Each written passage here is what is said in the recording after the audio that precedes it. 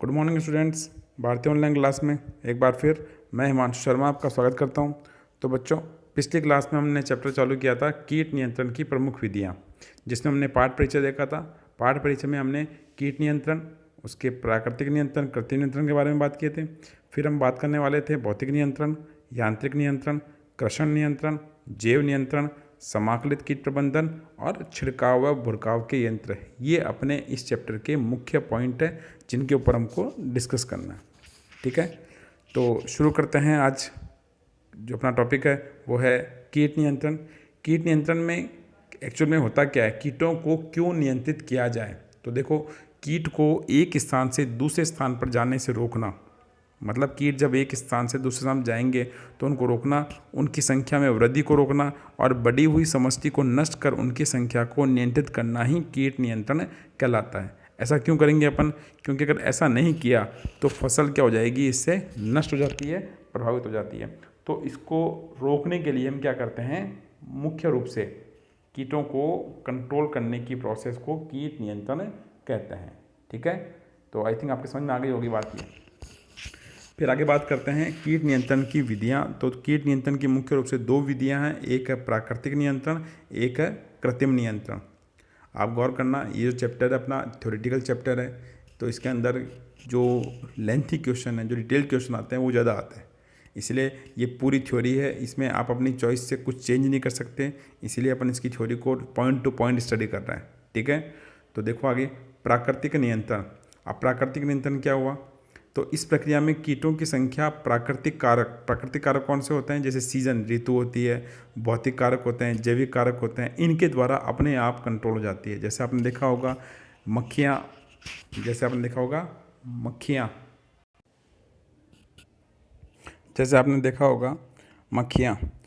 जैसे गर्मी स्टार्ट होने लगती है मक्खियाँ उत्पन्न होने लग जाती है और गर्मियों के अंदर इनकी बहुत अधिक संख्या हो जाती है। और जैसे जैसे गर्मी ख़त्म होती है, सर्दियाँ स्टार्ट होती है, तो सर्दियाँ होने पर मक्खियाँ स्वतः ही विलुप्त हो जाती है। तो ये कौन सा है? ये प्राकृतिक कारण है, ऋतु परिवर्तन होने पर मक्खियाँ स्वतः ही डिस्ट्रॉय हो गई। तो ऐसा ही कीटों के साथ में होता है, विभिन्न कीटों के साथ में जो फसल को नष्ट करते हैं, कि वो प्राकृतिक घटनाओं के द्वारा स्वतः ही नियंत्रित हो जाते हैं। तो इनको कहते हैं अपन प्राकृतिक नियंत्रक। अब इनमें कौन कौन से हैं वो देखिए आप। जैसे सीजन चेंज, ऋतु परिवर्तन, तापक्रम, गर्मी ज़्यादा हो गई, वर्षा व नमी, ज़्यादा वर्षा हो जाती है, नमी हो जाती है, सूर्य प्रकाश अधिक मात्रा में हो गया, सर्दी तेज़ हो गई, गर्मी तेज़ हो गई, या हवा की गति बहुत बढ़ गई तो कीट एक स्थान से दूसरे स्थान की ओर उड़ जाते हैं। दबाव, प्रेशर जब हवा का अधिक हो जाता है उस कारण से, या बर्फ़बारी हो जाए तो कीटों की संख्या बढ़ जाती है या कम हो जाती है। तो ये हैं ऋतु परिवर्तन के प्रभाव। फिर बात करते हैं आगे भूमि संरचना, मतलब आपने आसपास के क्षेत्र में जो मृदा पाई जाती है उस मृदा का स्तर कैसा है, कि वहाँ पर पहाड़ है, रेगिस्तान है, कैसा है, उसके आधार पर भी कीटों की भिन्न भिन्न प्रजातियाँ देखने को मिलती है। जैसे कीटों के फैलाव या नियंत्रण पर स्थलाकृति कौन से होते हैं? जो धरातल के ऊपर संरचनाएँ बनी होती है, जैसे पहाड़, रेगिस्तान, दलदल, जंगल, नदी, झील, समुद्र, ये सारे के सारे मृदा के संरचना व भूतल आदि का प्रभाव दर्शाते हैं। मतलब किसी भी क्षेत्र के अंदर कीट तभी वृद्धि विकास करते हैं जब उनके अनुकूलित क्षेत्र आता है। तो विभिन्न कीट अलग अलग क्षेत्रों में निवास करते हैं। अब कुछ कीट होते हैं वो दलदल में रहते हैं, तो कुछ रेगिस्तान में रहते हैं, कुछ जहाँ बर्फ़ तेज होती है वहाँ रहते हैं, तो कुछ खाली मैदान में रहते हैं। तो ये संरचना भी अलग अलग क्षेत्र में कीटों की संख्या को नियंत्रित करता है। फिर बात करते हैं आगे प्राकृतिक शत्रु। तो आपने देखा होगा कई कीट दूसरे कीट का भोजन होते हैं, जैसे ड्रैगन फ्लाई होती है। आपने फसलों के ऊपर बरसात के दिनों में देखा होगा एक हेलीकॉप्टर जैसा कीट उड़ता हुआ देखा होगा। ठीक है, तो वो कीट मूल रूप से छोटे हानिकारक कीटों को क्या करता है, अपना भोजन बनाता है। तो ये कीटों का भोजन हो गया, तो ये प्राकृतिक शत्रु हो गए। इसके अलावा मेंढक देखा होगा, मेंढक कीड़े मकोड़े खाता है, छिपकली कीट पतंगों को खाती है। तो ये उनकी संख्या को नियंत्रित करने में एक सहायक की भूमिका निभाते हैं। तो प्रकृति में कई प्रकार के संहारक मतलब जो कीटों को नष्ट करते हैं। संहारक जीव जो कशेरुकी भी हो सकते हैं और अकशेरुकी भी हो सकते हैं। कशेरुकी जीव कौन से? जो विकसित जीव है जिनके अंदर कशेरुक दंड पाई जाती है, और अकशेरुकी जिनके अंदर स्पाइनल कोड या अकशेरुकी दंड नहीं पाई जाती। तो कीटों का भक्षण करके अपना जीवन क्या करते हैं, संपूर्ण करते हैं, यानी उनका मुख्य भोजन ही कीट होते हैं। जैसे परजीव्याब, एग्जाम्पल है कौन से, परजीव्याब जो जीवों के ऊपर अपने निर्भर रहते हैं। परभक्षी कीट कौन से हो गए, मैंने आपको एग्जाम्पल दिया अभी, ड्रैगन फ्लाई। परजीवी सूत्रकृमि, निमेटोड्स, मेंढक, छिपकली, भालू कई कीटों को अपना भोजन बनाता है। कीटाहारी प्राणी जो कीटों को खाते हैं। कुछ पक्षी जैसे मैना, तीतर, बटेर, कौवा, गौरैया, गिद्ध, ये वो जीव हैं जो कीटों को अपना भोजन के रूप में ग्रहण करते हैं।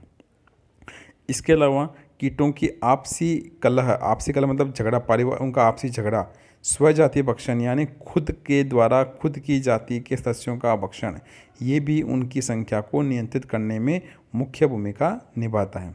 इसके अलावा कीटों के अंदर प्रोटोजोआ, जीवाणु, कवक, विषाणु आदि के द्वारा कई रोग हो जाते हैं, तो इन रोगों के द्वारा भी इनको नियंत्रित किया जाता है। ये प्राकृतिक घटनाएं हैं जिसके द्वारा वो नियंत्रित होते हैं। कीटों के अंदर रोग फैलता है तो बहुत तेज़ी से स्प्रेड करता है और तेज़ी से उनकी संख्या को कम करता है। तो ये थे कौन से कारक, ये थे सारे के सारे प्राकृतिक। फिर अपन बात कर रहे थे कृत्रिम कारकों की। तो कृत्रिम कारक के अंदर मनुष्य के द्वारा प्रयुक्त घटनाएं, मनुष्य के द्वारा प्रयुक्त प्रक्रियाएं, जिनमें हमने बात कर ली थी, हमने बात किया था उसके अंदर भौतिक नियंत्रण के अंदर किया था, तापमान किया था, ये हमने पिछली क्लास में देख लिया था। हमने प्रकाश की बात की थी, ये टॉपिक हमने पिछली क्लास में देख लिया था कि आपने देखा होगा सूर्य प्रकाश में कीटों को रखकर या फिर अन्य साइंटिस्ट जैसे निपलिंग, उन्होंने विकिरण ऊर्जा का प्रयोग किया था। फिर हमने बात कर ली थी आर्द्रता, आपने देखा होगा अपनी फसल को, अपने अनाज को जब भंडार में रखते हैं, सुरक्षित रखते हैं, तो उसको धूप में देकर फिर स्टोर करते हैं, ये हमने बात पहले कर ली थी। हमने ध्वनि की बात की थी कि हाई फ्रिक्वेंसी की जो रेज होती है वो कीटों को बंद बना देती है। फिर हमने बात की थी कि बिजली का प्रयोग, कई प्रकार के बैंगनी कलर के लाइट, आपने देखा अपने हॉस्टल की मेश में पर्पल कलर की लाइट लगी हुई है, पिछले वीडियो में इसके मैंने फ़ोटो भी भेज रखे हैं आपको, तो आप देखना, तो वो कीटों को नष्ट करने में सहायक थे। आज का जो अपना मेन टॉपिक है वो है यांत्रिक नियंत्रण। अब यांत्रिक नियंत्रण क्या होता है, तो इसमें किसी न किसी इंस्ट्रूमेंट का प्रयोग होगा या कोई प्रक्रिया का प्रयोग किया जाता है। कैसे करते हैं मैं बताता हूँ आपको, देखिए आप। तो यांत्रिक प्रक्रिया में क्या करेंगे, तो यांत्रिक प्रक्रिया के लिए सबसे पहले मानव द्वारा बहुत एक निश्चित तरीके से मशीनों का प्रयोग करना पड़ेगा, उपकरणों का प्रयोग करना पड़ेगा। और ये इसलिए करना पड़ेगा क्योंकि अगर इनका सही तरीके से यूज़ नहीं किया गया तो ये घातक भी हो सकते हैं। ठीक है, तो इनका प्रयोग कैसे करना चाहिए, विवेकपूर्ण ढंग से इनका प्रयोग करना चाहिए। और इसका उद्देश्य क्या है, हाथ द्वारा या हाथ से चलने वाले उपकरणों द्वारा कीटों को नष्ट करना, जिससे कीट हमारे कहाँ तक, हमारे खाद्य सामग्री, हमारे भोजन तक नहीं पहुँच सके। ये जो मेथड होती है, ये प्रक्रिया होती है, ये बहुत पुराने समय से चालू है और ये थोड़ी खर्चीली भी है और इसमें समय बहुत ज़्यादा इम्पोर्टेंट अपनी रोल करता है, यानी समय का बहुत ज़्यादा उपयोग किया जाता है। इसके अलावा इसके अंदर कुछ जो विधियाँ अपन पढ़ने वाले हैं वो देखो आपके सामने दिखा रहा हूँ मैं। हाथ द्वारा अंडों व कीटों को इकट्ठा करके नष्ट करना, मतलब कीटों के अंडों को फसल में से छांट कर इकट्ठा करना और उनको डिस्ट्रॉय करना। तो ये कब संभव है, जब आपका फार्म, आपका गार्डन, आपका छोटा सा एरिया है, यानी सीमित क्षेत्र में, लिमिटेड एरिया के अंदर फसल, सब्जी, जो फूल पौधों वाले पौधे लगाते हैं, बागवानी वाले, या छोटे स्थान पर जो फसल उगाते हैं, उनके अंदर से अंडों, उसके अलावा लार्वा, लट वगैरह होती है, वयस्क, इन कीटों को क्या करना है, और पादप के क्षतिग्रस्त भागों को हाथों से इकट्ठा करके उन्हें नष्ट कर देते हैं। अब कौन कौन से पादपों में करते हैं, तो उसका एग्जाम्पल है कातरा, बैंगन का तना व फल बेधक कीट, गोभी की तितली, तंबाकू की इल्ली, नींबू की तितली और कद्दू पेठा हो गया, कद्दू हो गया, तुरई हो गई। ठीक है ना, इन सब की फसलों की सब्जियों में लाल जो भ्रंग होता है और चने की लट, इन सबको इस प्रकार से आसानी से कंट्रोल करते हैं। अब कैसे करेंगे, तो वो आता है, देखो आगे। हस्तजाल, यानी उड़ने वाले कीटों को हस्तजाल द्वारा पकड़ा जाता है। अब हस्तजाल कैसा होता है, एक आपने देखा होगा लंबी सी डंडी, उसमें आगे रिंग लगी होती है और उसमें नेट लगा देते हैं। आपने जो अपनी बायो लैब है, एग्रीकल्चर बायो लैब है, उसके अंदर आपके पास में ये हस्तचाल उपकरण है। आप जब वापस ऑफलाइन क्लास चालू हो जाएगी या जब स्कूल आओगे तब आपको इसका प्रैक्टिकल दिखाएंगे। तो उसमें स्टिक से घुमा कर क्या करते हैं, तितलियों को, कीटों को पकड़ा जाता है और इससे क्या करते हैं, ईजीली उनकी संख्या में कम आती है। कैसे? तो देखो, टिड्डा है, गन्ने का पायरीला है, मिलीबग है, हरा तेला है, छाला भृंग है, नींबू की तितली है, इनको इस विधि के द्वारा आसानी से पकड़ा जाता है। फिर आता है अगला पॉइंट, वो है बाड़ लगाकर। अब बाड़ लगा कैसे कंट्रोल करेंगे? तो खेत के चारों ओर बाड़ लगा देते हैं। आजकल देखा होगा आपने, खेत के चारों लोग तारबंदी करते हैं। तो तारबंदी के द्वारा केवल किसको रोका जाता है? बड़े पशुओं को। लेकिन बाड़ पुराने समय में करते थे, खेत के चारों ओर खाई खोदते और खाई खोदकर मिट्टी की दीवार बनाते थे। तो ये एक बहुत बढ़िया तरीका था जिसके द्वारा कीट आसानी से खेत में प्रवेश नहीं कर सकते थे। और जो खाई होती है, उस खाई के अंदर क्या कर देते हैं, अपन रासायनिक पदार्थ डाल देते हैं जिससे कीट पलायन नहीं कर सकते। तो ये भी एक तरीका है। तो इसके द्वारा क्या होता है, रेंगने वाले कीट एक खेत से दूसरे खेत में नहीं जा सकते। फिर आता है खाई खोदना। अभी मैंने आपको बताया, फसलों को कूदने वाले कीटों से बचाने के लिए खेत के चारों ओर 30 से 60 सेंटीमीटर चौड़ी और 60 सेंटीमीटर गहरी एक खाई खोद देते हैं और उस मिट्टी से दीवार बन जाएगी और खाई गड्ढा रह गया। तो इसके द्वारा टिड्डियों का जो हमला होता है, टिड्डियों के हमला होने पर टिड्डी एक खेत में अपने अंडे रिलीव करती हैं और फिर उनसे जो इसके लार्वा होते हैं वो रेंगते हुए बाहर निकलते हैं। तो रेंगते हुए उनको बाहर निकालना या जो उछलने वाले हॉपर्स होते हैं, अगर खाई खोदते हैं तो खाई को क्रॉस नहीं कर पाते, जिससे उनकी संख्या को आसानी से कंट्रोल कर देते हैं। फिर आता है वृक्ष के तने पर पट्टी बांधना। तो आपने देखा होगा, जो पेड़ होते हैं, बड़े बड़े पेड़ होते हैं, उन पेड़ों के ऊपर क्या करते हैं, कीड़े मकोड़ों का या कीटों का प्रभाव होता है। तो उससे बचाने के लिए एक अल्ट्रा थिन चद्दर, जो 400 गेज की पतली सी प्लास्टिक की जैसी आती है, उसको 20 से 30 सेंटीमीटर चौड़ी पट्टी को लेकर किसी भी वृक्ष के, जैसे आम के वृक्ष के तने पर अच्छी तरह लपेट देते हैं। तो उससे क्या हो जाता है, जैसे आम के ऊपर लपेटा तो आम का चूर्णी मतकूण कीट होता है जो आम के तने को, आम की शाखाओं को, पत्तियों को प्रभावित करता है। तो वो प्लास्टिक अपने इसके ऊपर क्या लगा दिया, पट्टी बांध दी और पट्टी बांधने पर उस पर कुछ ऑयली, कोई चिपचिपा जेल जैसा, ग्रीस जैसा पदार्थ लगा देंगे जिससे कीट उस पर चिपक कर नष्ट हो जाते हैं। तो ये वो प्रक्रिया है जिसके द्वारा आसानी से हम उसको नष्ट कर सकते हैं। यहाँ पर ध्यान देने की जो मुख्य बात है वो ये है कि पट्टी के प्रयोग से पहले तने के 50 सेंटीमीटर चौड़ाई में गीली मिट्टी का लेप कर देना चाहिए, जिससे तने की जो दरारें होती है वो पूरी भर जाएं और उसमें किसी भी तरह का कोई कीट नहीं रहेगा। और फिर अल्ट्राथिन चद्दर का जो उसके ऊपर अपन लेप करते हैं, तो उसके ऊपर क्या करना पड़ेगा, ग्रीस या चिपचिपे पदार्थ का लेप करना है ताकि कीट उसके ऊपर नहीं चढ़ सके। ठीक है। फिर आता है पाश। पाश मतलब जाल। पाश मतलब होता है जाल। तो जाल के द्वारा हम आसानी से कीटों को नष्ट करते हैं। तो कैसे करते हैं? तो जाल अपने पास में कई तरह के हैं। पहला जाल आता है प्रकाश पाश। पिछले वीडियो के अंदर आपको मैंने डायग्राम दिखा रखा है। इस प्रकार के पाश के अंदर कि जो रात को निकलने वाले कीट होते हैं उनको नष्ट करने का ये बहुत सरल तरीका है। कैसे करते हैं कि प्रकाश पिंजरे में मर्क्यूरी पेपर बल्ब, आपने देखा होगा जो शादियों में लाइट लगाते हैं, हैलोजन लाइट, वैसे बल्ब अपन खेत में किसी खंबे के ऊपर लगा देते हैं। तो उससे क्या हो जाएगा, रोशनी तेज होगी।